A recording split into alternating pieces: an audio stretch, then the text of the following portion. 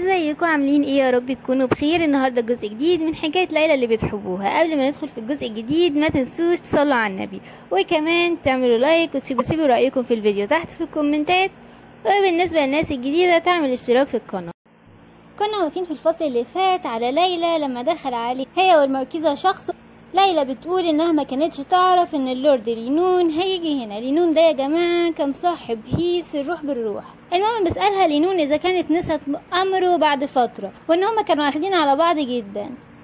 بتفكر ليلى وبتقول المجنون ده مش هيبطل عمايله، وبتقول له يبدو انك ما بتهتمش بالاخلاق. بيبصلها وبيقول لها ان مش علينا ان احنا نكون مهذبين مع بعض، وبيقول لها ان هو سمع ان هي والدوك فالنتينو ما كانوش على وفاق مؤخرا، وعارف ان الشائعات اللي بتقول ان عندهم علاقة جيدة كلها كاذبة، وان السيدة ألينسر اخبرته بكل حاجة.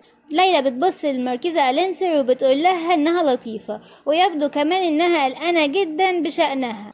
بتبص لها ألينسر وبتسألها على اللي بتقصده، وبتقول لها ان هما كانوا هيبقوا عائلة، وهي فعلا قلقانة عليها. لكن ليلى بيكون تفكيرها اذا كانت الأنسة ألينسر بتستمتع دلوقتي، وبتقول لها هنا انت بتعتقد انك تقدري تستعيدي كبريائك اللي تم تدمير من خلال مهاجمتي باعتبار يعني ملكية اوين الثمينة. ألينسر بتقول لها انا مش عارفة انت بتتكلمي عن ايه يا ليلى، انا بس عاوزة اساعدك.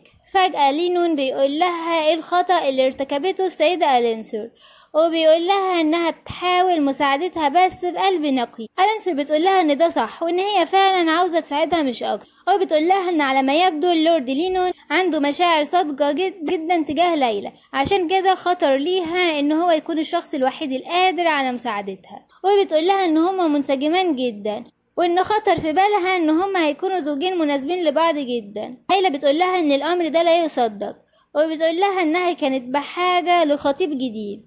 في الوقت ده ألينسر بتبدأ تتعصب وبتقول لها اعتقد ان انا كنت لطيفة جدا معاكي، وانتي على اي حال بنت عائلة إيفريت، ومن الواضح ان مفيش عندك قلب طيب. بتقول لها دلوقتي اتمنى ان انتم تترددوش في التحدث بمفردكم، وبتقول لها انا خارجة دلوقتي.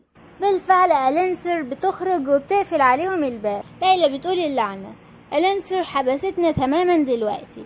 بيبص عليها لينون وبيقول لها ان هو ما كانش عاوز يعمل كده، لكنك هتستمري في محاولة تجنبي والتظاهر بعدم معرفة مشاعر الحقيقية، عشان كده ما اقدرش ان انا اساعد نفسي. وبسألها اذا كانت بتعتقد ان هو هيأذيها بشكل من الاشكال.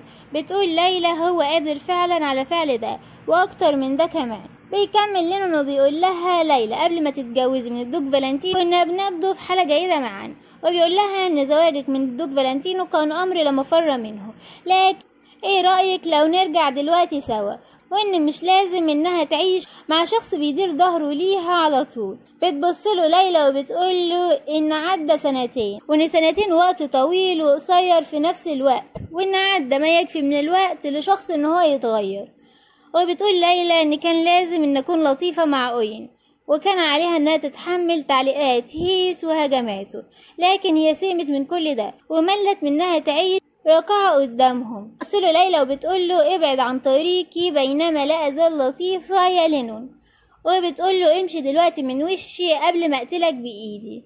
وبتشتمه الحقيقة شتايم مش كويسة جدا. بيقول لها لينون ليلى انت اتجننتي ولا ايه؟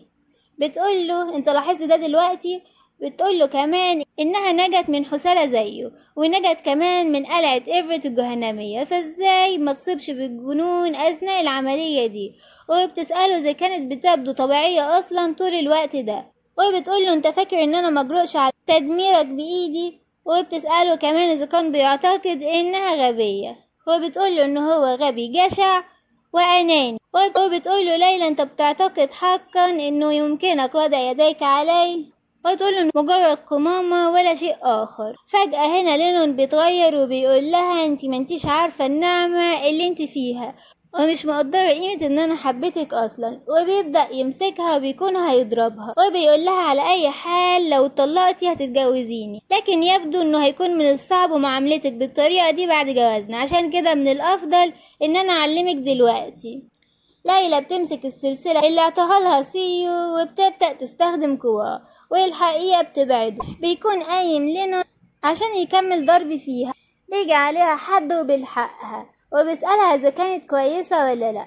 الشخص ده بيكون الدوق ديلاكرو، وبيسأل لينون عن السبب اللي يخليه هنا، وبيقوله كمان إن هو سمع إن هو أحمق، لكن هو ما كانش يعتقد إن هو يقدر يعمل شيء زي ده ضد سيدة نبيلة، وبيبدأ يضربه ضربات جامدة جدا لدرجة إن هو بيغمى عليه.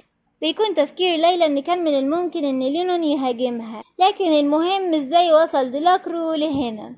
بيقرب ليها ديلاكرو وبيسألها إذا كانت بخير ولا لأ. بتقوله ليلى إن هي بخير، بيقولها إن ده مريح جدا، وبيقولها كمان إنها تمسك بإيده عشان يوقفوا. فعلا ليلى بتمسك بإيده وبيقومها، وبيقولها هنا إن هو أكيد ليلى اتفاجئت لما لقيته هنا، لكن تسمح ليه إن هو ياخدها المكان آمن. في الوقت ده بتبص ليلى بتلاقي سيو داخل عليهم، وبيكون منظره غريب جدا. بيكون يا سادة سيو أصلا كان وصل للحدث ده أخيرا، ووقت ما وصل كان تفكيره إن هو انتهى من عمله في أسرع وقت ممكن، وبيقول وقتها إن المكان أكبر من ما ظن، وبيتساءل فين ممكن تكون زوجته.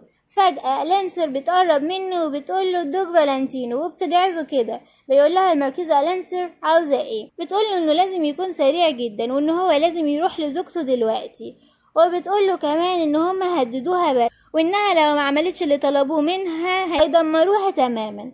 بيقولها هنا سيو استني انا مش فاهم انت بتقولي ايه. بتقوله تعالى معايا، متوقعة دلوقتي ان الدوكة هتكون في خطر. سيو وقتها بيفتكر لما بيقول لليلى ان هو اسف لانه ما يقدرش يروح معاها، وبيقولها ان هو يجي يبحث عنها بمجرد ما ينتهي من شغله. كانت ليلى قالت له وقتها انها هتكون بخير وانها تستناه، وبيقول وقتها سيو ان هو ما كانش المفروض يسيبها تروح لوحدها في الوقت ده، وان هو كان لازم يفضل جنبها. وبيقول كمان انا ليه دايما بوصل متاخر، وبيفتكر اخوه لما مات، وبيفتكر كمان لما ليلى اغمى عليها، وبيقول مش ممكن.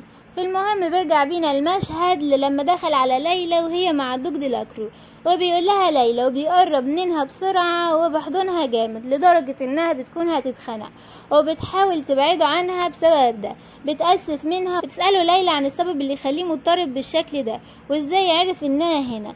بيقول لها سيو ان الانسة لانسر بعتته لهنا. بيسأله ليلى قالت له ايه بالظبط لما اجى لهنا.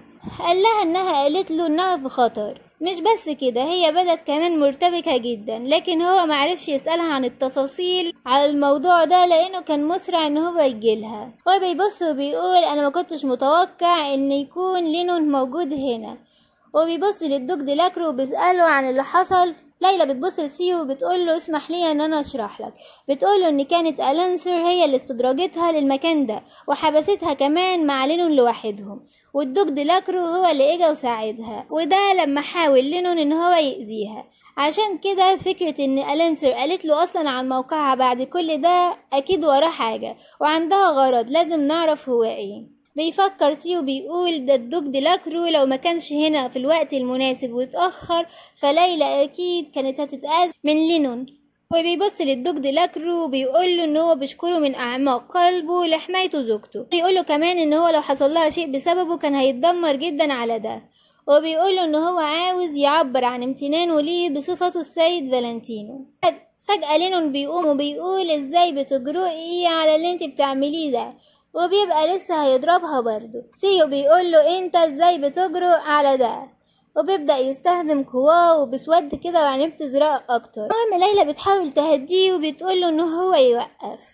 بالفعل سيو بيوقف. بتقوله ليلى ايه اللي حصل. بيقول لها ان استخدمت قوتي ضد ارادتي وكأنه استجاب لموقف ما.